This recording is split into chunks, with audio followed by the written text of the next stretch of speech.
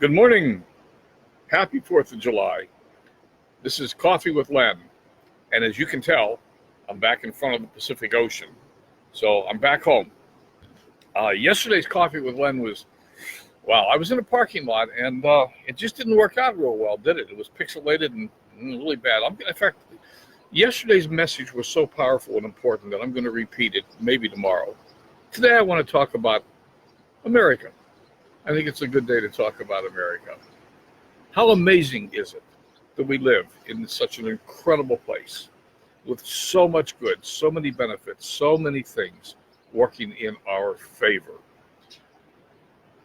And I want to read you, where's everybody at this morning? Everybody in bed taking the day off? All right, well, that's all right if that's the way it is. I want to read you a few words, just a few, from the Declaration of Independence. We hold these truths to be self-evident that all men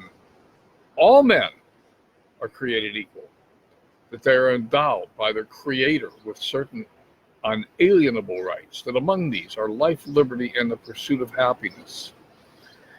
And to secure these rights, they have the right to be governed, that whenever any form of government becomes destructive, it is the right of the people to alter or abolish it. Now, I don't want to suggest at all that it's time to abolish our government. I don't mean to suggest that at all.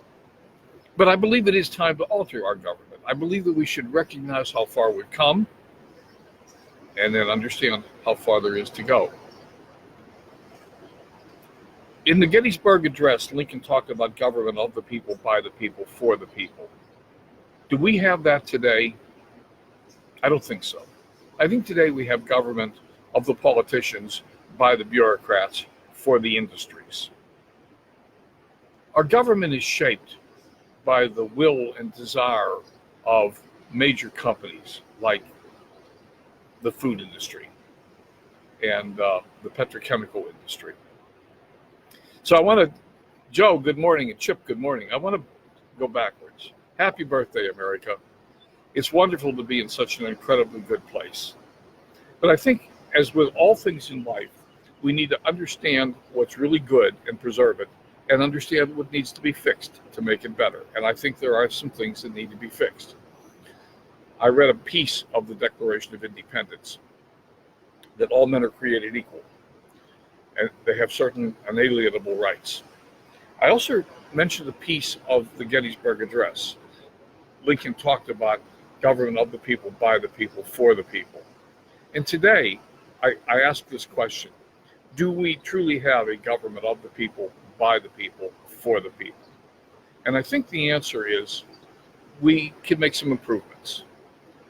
So right now, I think that we have government of the bureaucrats, by the politicians, for major corporations. What I'm leading to is is a simple idea, and I don't know what it would take to put it into practice, that we need to reduce the power of the lobbies in Washington. The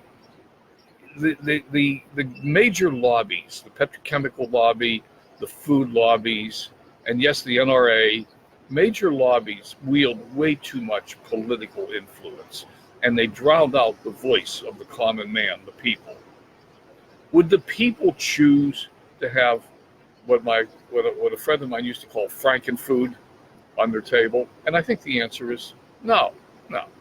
Would the people choose to have water that's not drinkable, air that's not breathable? No, the people wouldn't choose that. That's not government for the people.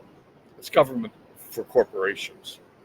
So I think it's a good day to reflect on how incredibly lucky we are to live in the most magnificent country on earth, and how much there's room to improve. So I'm not going to criticize.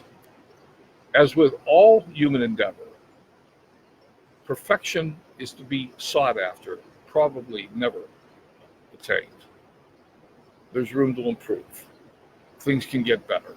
I don't pretend to know what the right answer is for everything. I do know this, that the food industry insisting that it's okay to put poison in our foods is not the right answer. That the pharmaceutical industry is insisting that we have to have 70 vaccines in the first 6 months of life is not the right answer. Though we have drinking water that's not drinkable. I mean, we're in a position where we're afraid to drink the water out of the tap in so many places, so we buy it in bottles, but they're plastic bottles, so we drink plastic instead of water. Yes, when you're drinking plastic water out of plastic bottles, you're ingesting a lot of plastic. We criticize China for sending plastic rice, but we're drinking plastic water. Once again, I think that there's room to improve. So all I would say is happy birthday, America. I'm so awfully glad to be here. It is truly one of the best places to be on earth, and we can make it better. And I think that it's time to just acknowledge that and go to work. Let's make it better. And again, yeah, big food, big pharma, big oil. Yes, absolutely, Chip. Absolutely. And I don't want to get highly political here. I don't want to talk about parties and presidents and who's in power and et cetera, because across the board, there are forces that are not working to form a more perfect union, to form a government of the people, by the people, for the people.